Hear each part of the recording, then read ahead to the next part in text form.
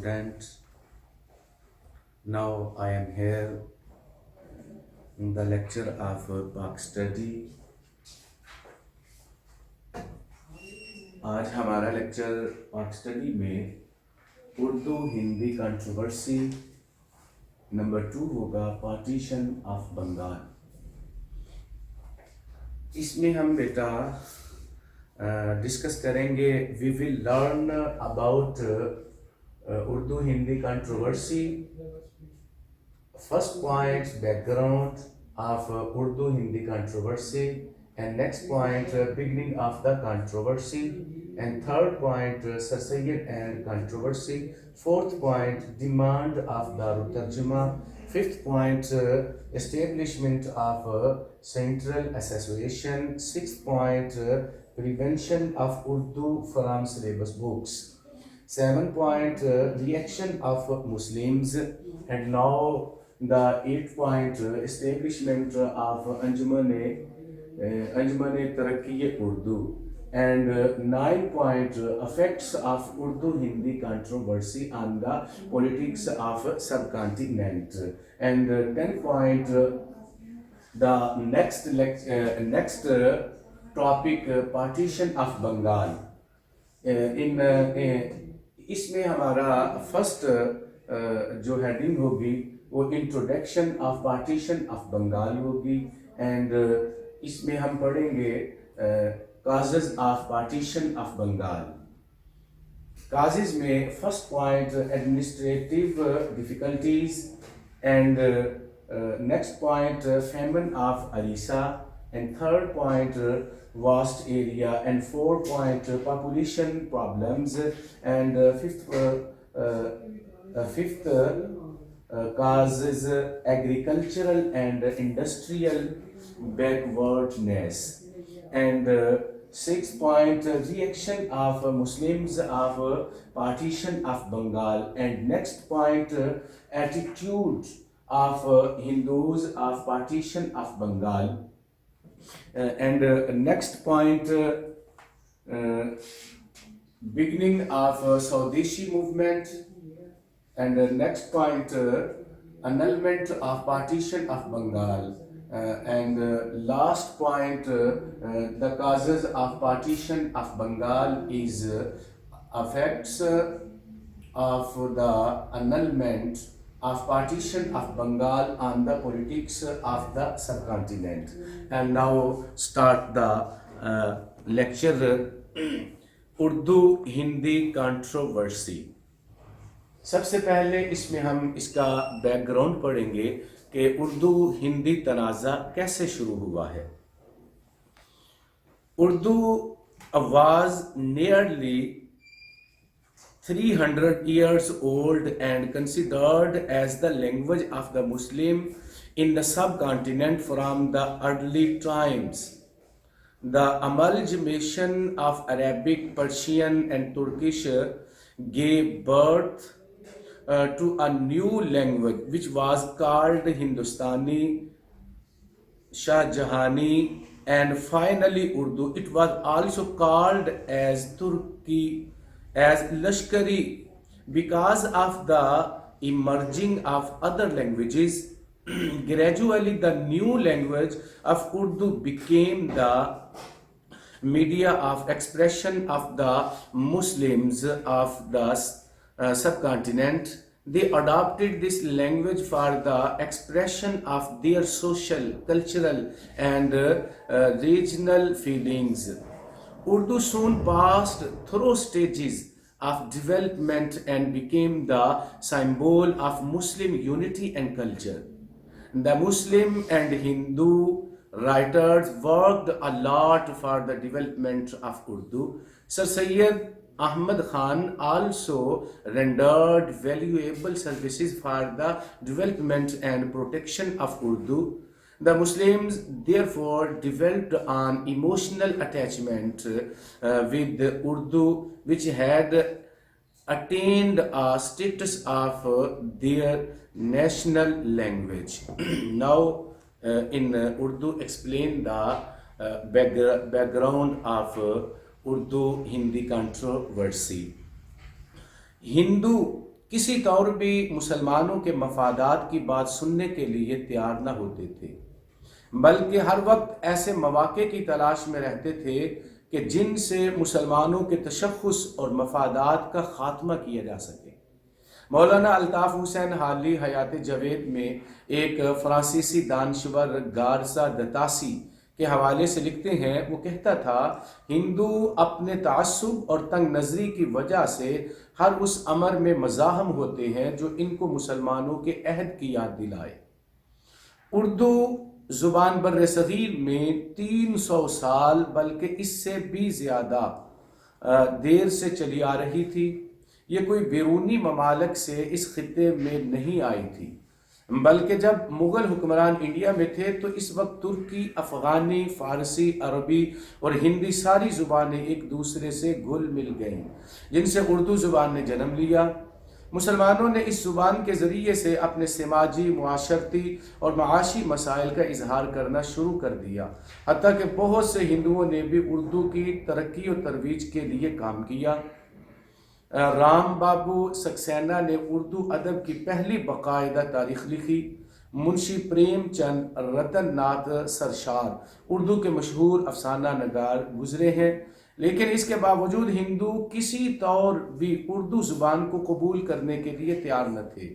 1825 میں اردو زبان کو برطانوی حکومت نے باقاعدہ سرکاری درجہ دے دیا، جس سے ہندوؤں میں غم و غصے کی ایک لہر دوڑ گئی اور انہوں نے ہندی کے نفاذ کے لیے واویلا مچانا شروع کر دیا۔ انگریز تو پہلے ہی مسلمانوں کی تہذیب و تمدن کے دشمن تھے، انہوں نے بھی اس بات سے فائدہ اٹھاتے ہوئے اردو زبان کی مخالفت شروع کر دی تھی۔ جی بیٹا، یہ اس کا بیک گراؤنڈ تھا کہ اردو ہندی تنازع کیسے شروع ہوا ہے۔ And now discuss the beginning of the controversy. تنازع کا آغاز کیسے ہوتا ہے؟ The Hindus for their eternal jealousy and hatred toward the Muslims and their culture did not like the rapid progress of Urdu. Urdu was introduced as an official language of the subcontinent in 1825, which aroused Hindus' antagonism against this language. The British too were not in favor of any measure which was to promote Muslim cultural values in the subcontinent.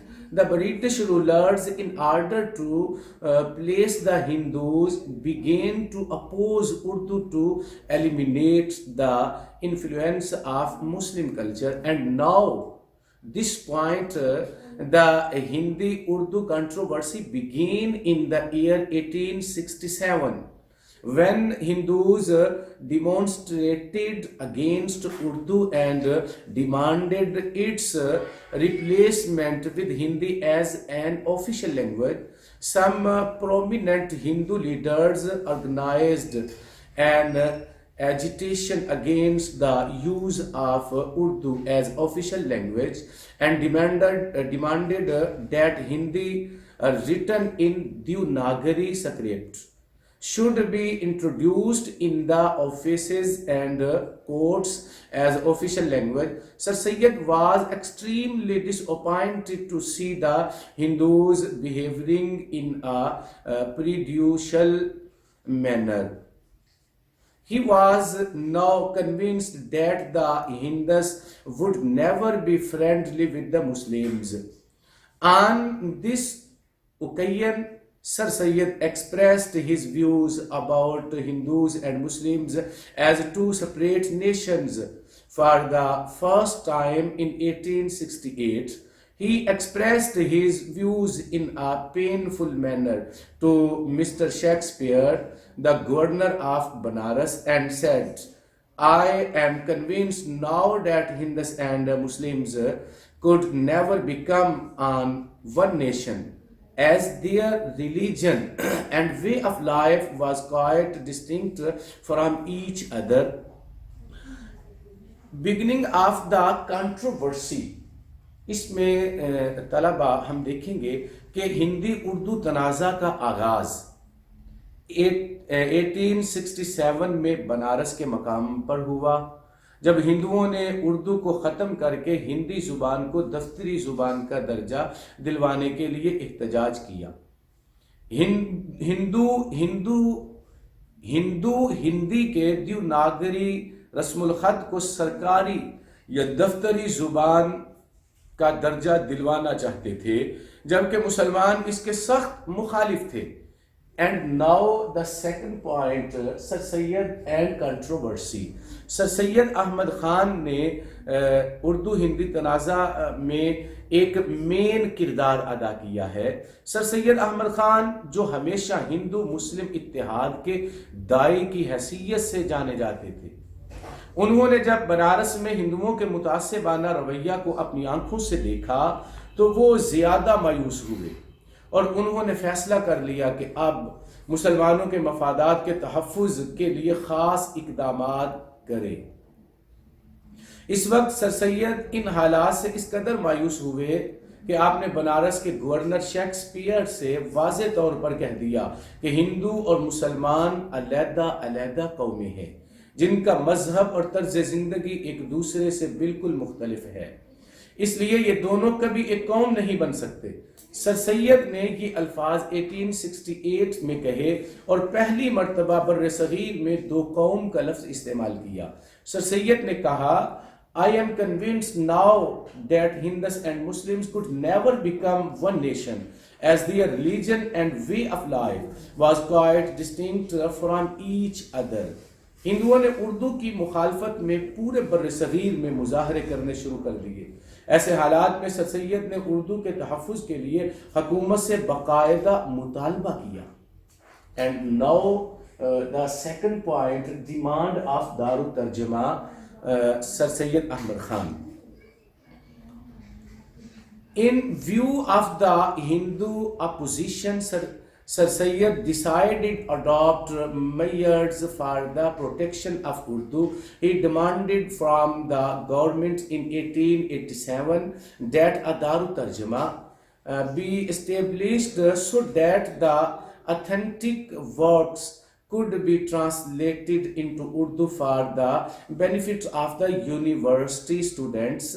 The Hindus intensely opposed Sir Sayyid's activities for the protection of Urdu, but he continued with the efforts to safeguard the language.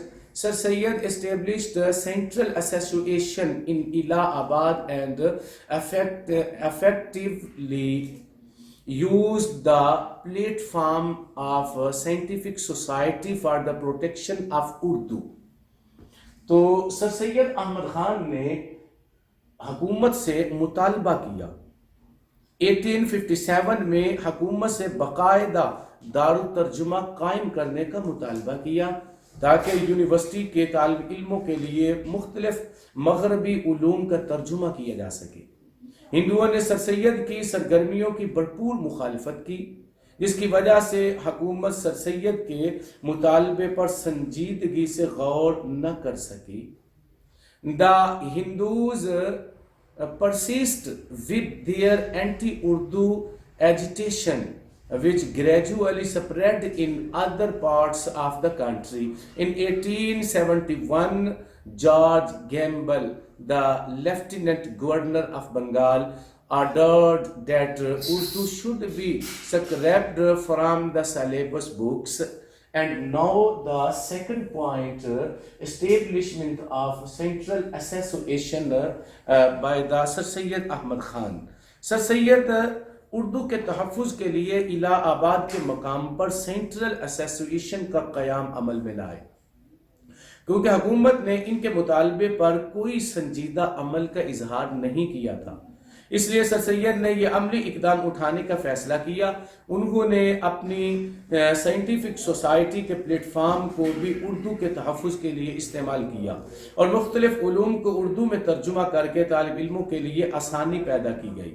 And now the second point, discuss establishment prevention of Urdu from syllabus books. سر سید احمد خان نے اس میں بھی ایک نمایاں کارکردگی اختیار کی ہے. In 1900, the UP governor Anthony McDonnell, who had gained widespread for his anti-Muslims sentiments, pressurized by the Hindu agitation, issued orders that Hindi should be used as official language in public offices, educational institutions and courts. These orders created a sense of shock among the Muslims of India. Nawab Muhsin ul-Mulk criticized the government decision, which had no legal or ethical grounds. He established the Urdu Defense Society, which held public meetings on several places to protect against the based decision of Anthony McDonnell. The students of Aligarh College also protested against McDonnell for scrapping Urdu as official language. These protests by the students of Aligarh College in support of Urdu, McDonnell, who threatened the trustees of the Aligarh College to stop the government grant if Nawab Muhsin ul-Mulk, the secretary of the college, and the students did not stop their anti-government activities.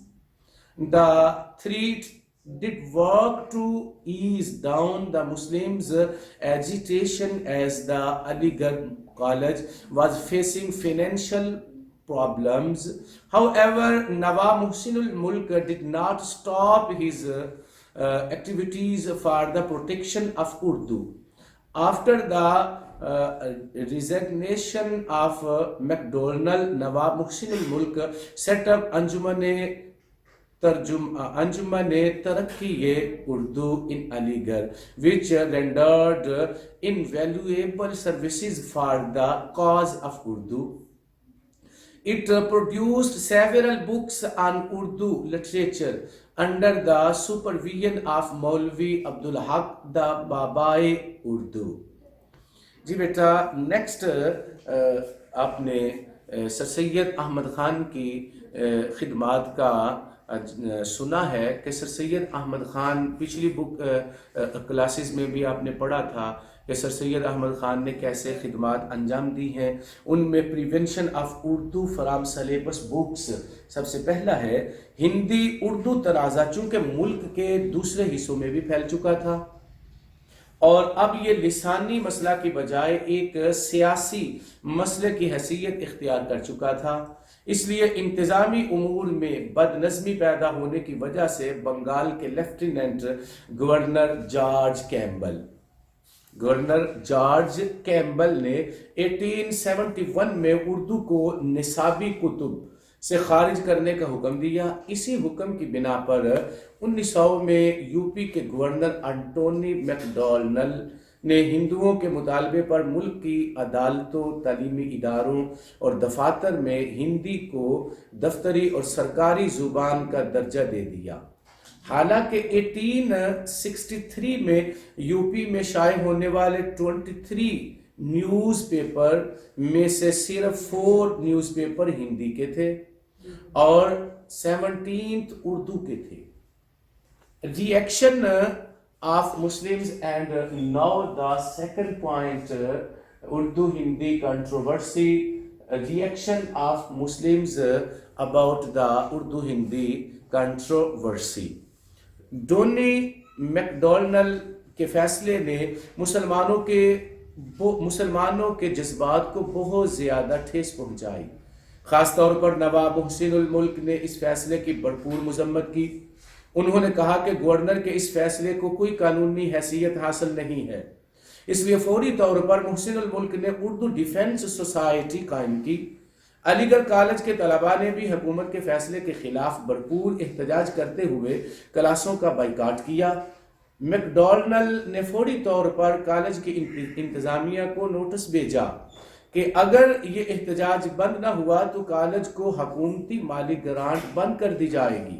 نواب محسن الملک اس وقت college کی انتظامیہ کے secretary تھے۔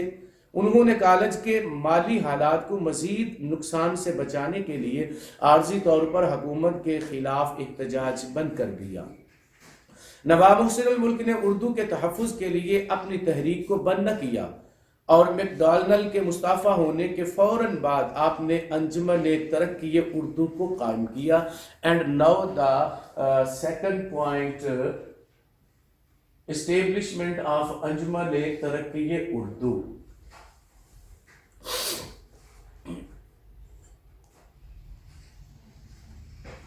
نواب محسن الملک نے علی گڑھ میں انجمن ترقی اردو کو قائم کیا اور اس کے ذریعے بہت سی اردو کی کتابیں منظر عام پر لائی گئیں۔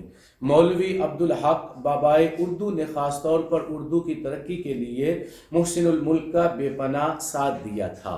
جی بیٹا، یہ انٹروڈکشن اور ابتدائی معلومات back ground beginning of the controversy of Urdu Hindi controversy کے متعلق تھیں کہ کیسے کیسے اردو زبان نے اپنی ترقی کی منازل کو طے کیا ہے، اور ہندو جو تھے وہ اردو زبان کو کیسے مٹانا چاہتے تھے۔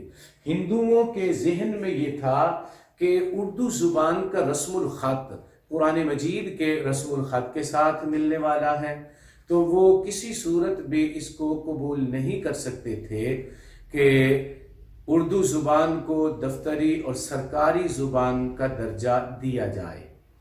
اس کے ضمن میں ہندوؤں نے بہت ساری کوششیں کی اور اردو زبان کو سرکاری زبان کا اختیار نہ دیا جائے، اس کے لیے احتجاجات کیے گئے، ریلیاں نکالی گئی، جلوس نکالے گئے۔ آخر کے انہوں نے اپنے اس کاوش میں وہ کامیاب ہو گئے اور اردو کو سرکاری زبان کا درجہ دینے سے گورنر نے فیصلہ کر دیا تھا کہ اردو کو سرکاری درجہ نہ دیا جائے۔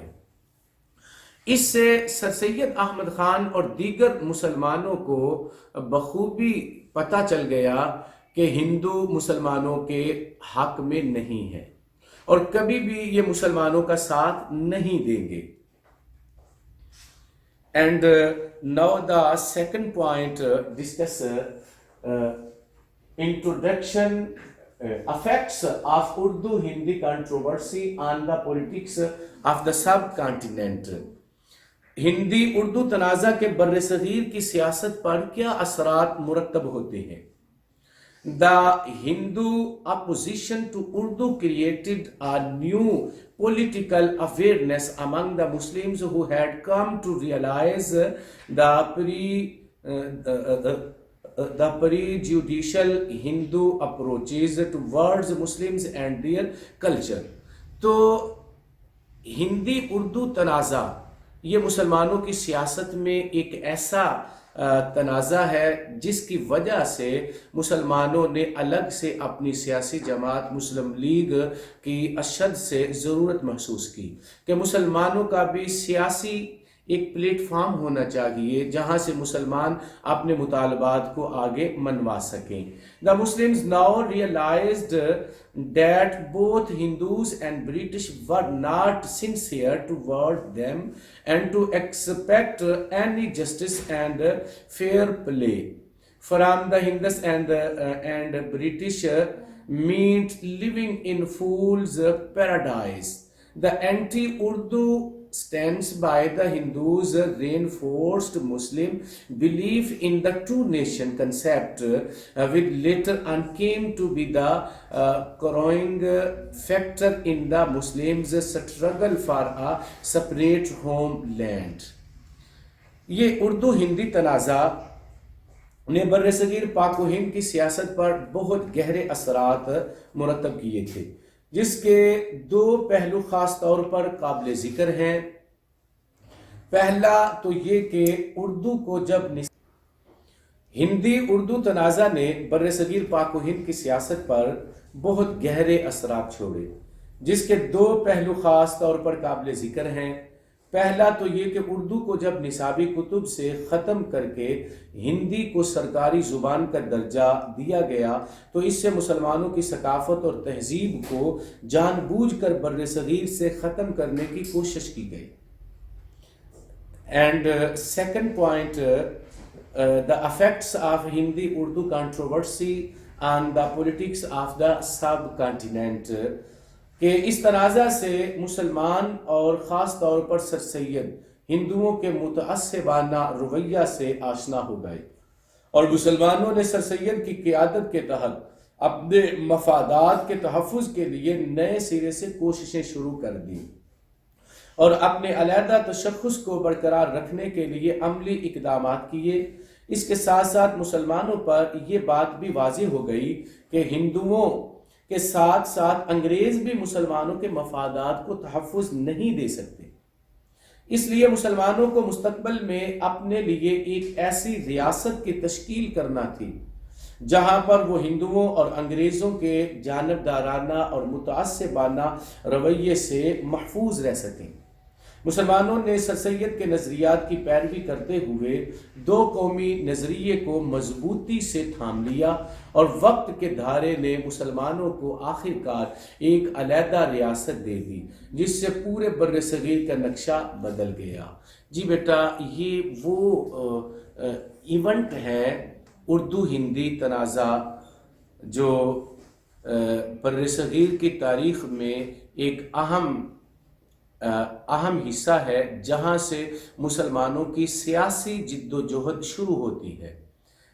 اردو ہندی کنٹروورسی سے مسلمان بخوبی آگاہ ہو جاتے ہیں اور مسلمانوں کو پتہ چل جاتا ہے کہ نہ برٹش اور نہ ہی ہندو، یہ دونوں قومیں کبھی بھی مسلمانوں کے ساتھ مخلص نہیں ہے.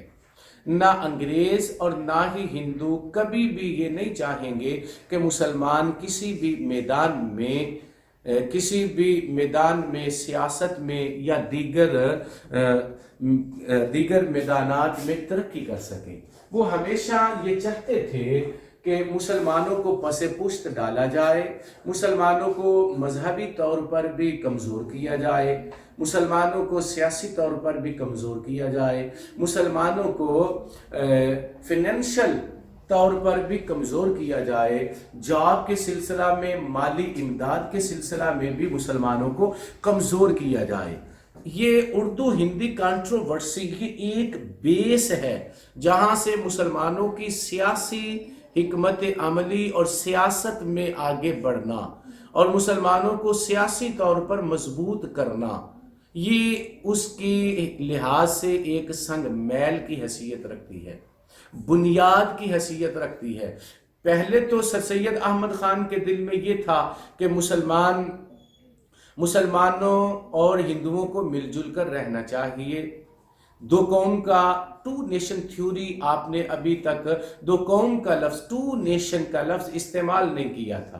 اردو ہندی تنازع یہ واحد ایک ایسا تنازع تھا، ایونٹ تھا جہاں سے سر سید احمد خان نے مسلمانوں کے لیے ٹو نیشن کا لفظ استعمال کیا. اور آپ وہاں پہ ٹو نیشن کے ساتھ ہی فرماتے ہیں کہ کسی صورت میں بھی ایسا نہیں ہو سکتا کہ مسلمان اور ہندو دونوں ایک قوم بن جائیں. سر سید احمد خان اس بارے میں وضاحت کرتے ہیں کہ مسلمان اور ہندو دونوں کا کلچر الگ ہے، دونوں کا رہن سہن الگ ہے، دونوں کا سماج الگ ہے. آپ نے وہاں پہ وضاحت کی ہے اردو ہندی کنٹروورسی کے موقع پر کہ یہ دونوں کسی میدان میں اکٹھے نہیں ہو سکتے، لہذا ان کو الگ الگ کر دینا چاہیے. وہاں آپ نے مسلمانوں کو الگ سے ابھارا ہے اور مسلمانوں کو تیار کیا ہے کہ آپ اپنا الگ سے ایک سیاسی پلیٹ فارم بنائیں جہاں سے مسلمان اپنی جد و جہد کا آغاز کرے، اپنی سیاست کا آغاز کرے. تو اس حیثیت سے یہ جو آج کا ہمارا لیکچر ہے، اس کا ٹاپک اردو ہندی کنٹروورسی ہے، یہ سنگ میل کی حیثیت رکھتا ہے. ٹائم ہمارے پاس کلوز تھا، جس کی وجہ سے دوسرا ٹاپک پارٹیشن آف بنگال وہ آج کے لیکچر میں نہیں ہو پائے گا۔ آج کے لیکچر میں ہم فقط اردو ہندی کنٹروورسی پہ ہی اپنے لیکچر کو اختتام کی جانب لے کر جاتے ہیں، اور یہ جو نیکسٹ لیکچر ہے partition of Bengal, partition of Bengal, اس کو ہم دوسرے لیکچر میں کمپلیٹ کریں گے۔ امید کرتا ہوں کہ تمام طلباء نے اچھے طریقے سے لیکچر کو سنا ہوگا اور اس کو وہ اچھے طریقے سے تیار بھی کر سکتے ہوں گے۔ خدا حافظ۔